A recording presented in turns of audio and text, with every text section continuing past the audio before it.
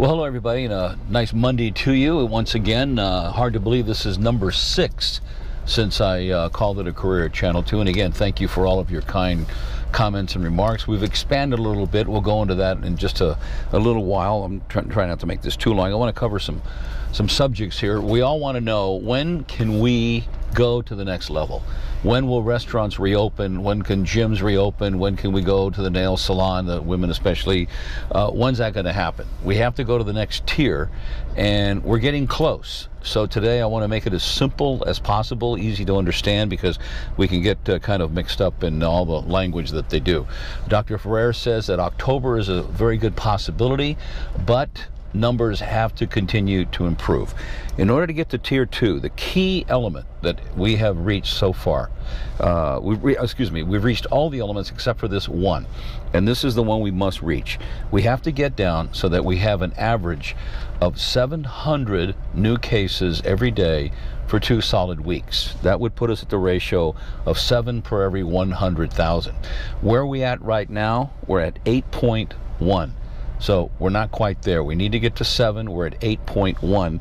The last 3 or 4 days, the numbers went up, and there's some fear that that's because of the Labor Day weekend, and so the numbers may have gone up, not dramatically, but just enough to cause a little bit of concern.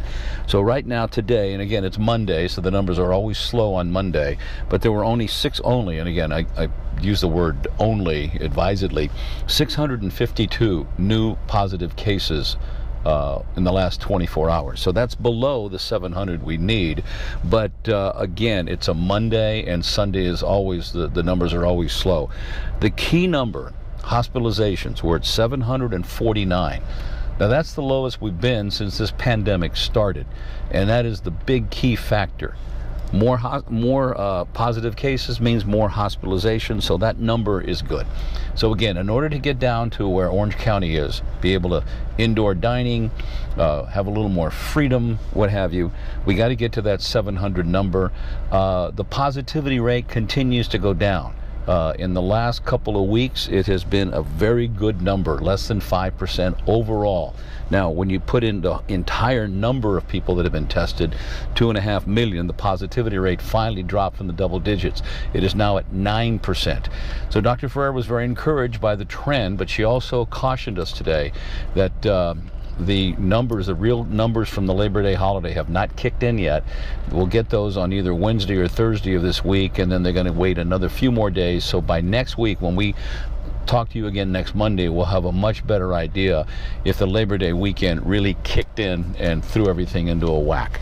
I want to throw in some numbers here. I want you to make some comparisons. There's been a lot of talk about, COVID has been overrated. COVID has not been taken as seriously as some people should have, and what have you. The numbers are over-exaggerated or whatever. This is from the Lincoln Project, a very reputable organization in comparison to other tragic events that this country has gone through. In the Civil War, there were 655,000 men and women that died in that war. That averaged 449 casualties a day. World War II, over a 5-year period, 405,000 people lost their lives in this for the United States. That was an average of 297 dead per day. World War I, over a 2-year period, 117,000 people died. 200 a day. The Korean War, that lasted about 4 years. There were 37,000 casualties, dead, and 30 a day. COVID-19, 195-day period. We're approaching 200,000 dead from COVID-19.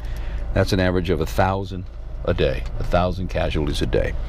So when people say, is it as bad as the media makes it out to be, or the medical profession, the numbers don't lie, and there they are.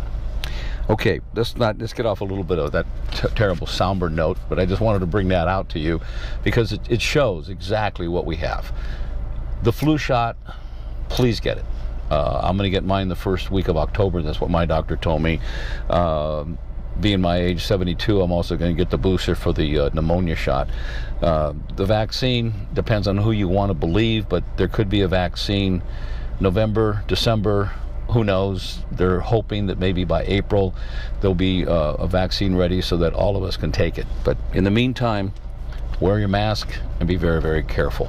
Okay, a couple other things I want to mention. Who saw the Laker game last night? Sensational ball game.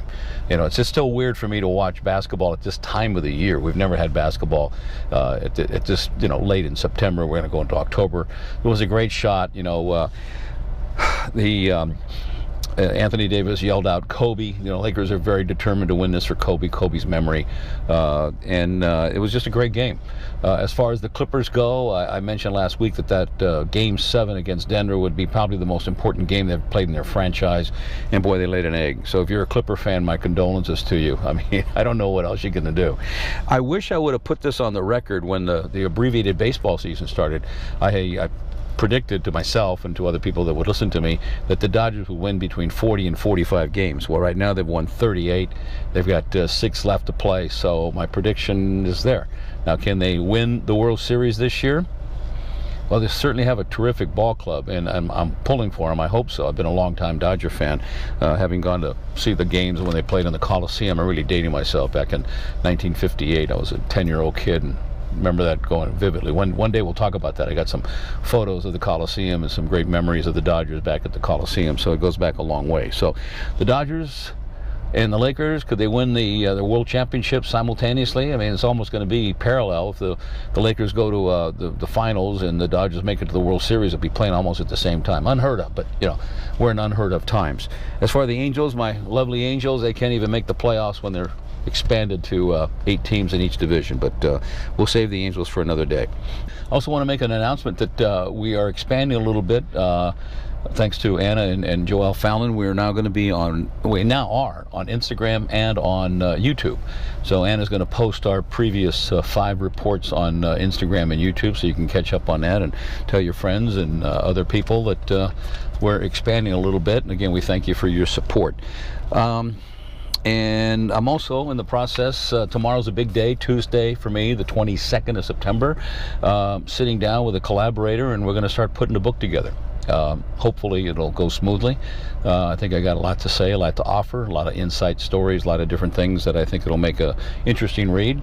So onward and upward we go, and I'll keep you abreast of the progress on that as we visit with you every Monday. Okay, very quickly now, let's go to the sheriff. Alex Villanueva, who won in a massive upset, came out of nowhere until he became the sheriff, or was running for sheriff. Nobody even heard of him. He upset Jim McDonnell, who, by his own admission, is not a politician, and he got beat. Okay, now, it's been nothing but controversy after controversy.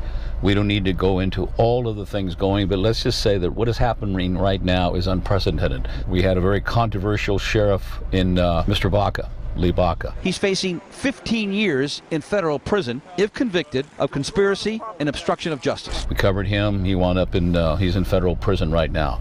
When I was covering Orange County, a very controversial sheriff, Mike Corona, I broke a number of stories exclusively, and make a long story short, he wound up in federal prison as well.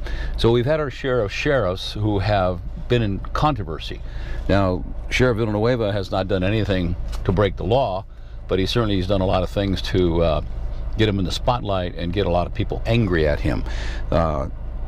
He has the power to stay in office. They can't throw him out. He was an elected official. The Board of Supervisors would love to be able to get him to resign, and so would the Civilian Oversight Committee. There was an unbelievable session last week with the Oversight Committee. Normally, those are pretty long, laborious, very hard to listen to meetings. But they were established, that board was established to be a watchdog for the Sheriff's Department. They don't have any bite. They cannot force the sheriff to do things he doesn't want to do. It's not like the Police Commission, which does have power to do things over the LAPD. The commission is more of a advisory type of board made up of some very powerful and wonderful people who have a lot of experience in not only law enforcement, but in Southern California as well. Now, we're going to play you 2 quick bites of that meeting from last week. One of them comes from Supervisor Mark Ridley Thomas, and the other one comes from Robert Bonner, who was a federal judge at one time. He has been a fixture when it comes to knowing what is happening on the federal level. He knows the law inside and out. He's been a long-time resident of Los Angeles. So we're going to play Mr. Ridley Thomas first, and then Mr. Bonner. And what Mr. Bonner said was quite stunning. So we'll play those 2 bites back to back, and I'll come back for a quick closing remark. Okay, here are the bites. The issue with body-worn cameras, you've worked on that, and it's been complimentary and very important. The public would not know as much about what's going on in the Sheriff's Department were it not for the existence of this commission. I want to underscore that. But look, the list goes on. I'm going to stop there and just say that the Los Angeles County Sheriff's Department deserves better, and so do the people of Los Angeles County. And so I'm asking Sheriff Villanueva, for the good of the LASD and our community, to please resign. Let the record reflect I speak only for myself. I don't speak for any ad hoc committee, nor do I speak for the commission as a whole, but I must speak. Thank you, Madam Chair. That commission was established in November of 2016 for the primary purpose of making sure that the sheriff and the sheriff's department stays in line. So what's going to become of this controversy? They're not going to ease up. They, meaning the Oversight Committee and the Board of Soups, they're not going to ease up on the sheriff, and he's dug in his heels. I've interviewed him enough to know that he is not about to give in or admit that he is wrong in any way, shape, or form. So that's a story that we will keep a close watch on, and we will continue to report on it as I stay in touch with that from my position of no longer being an active reporter, but I'm still in the loop, and we'll continue to bring you those information. So again, real quick, we're now on Instagram and on YouTube, and we will see you next week. And as always, stay safe, and thanks for your time. See you next Monday.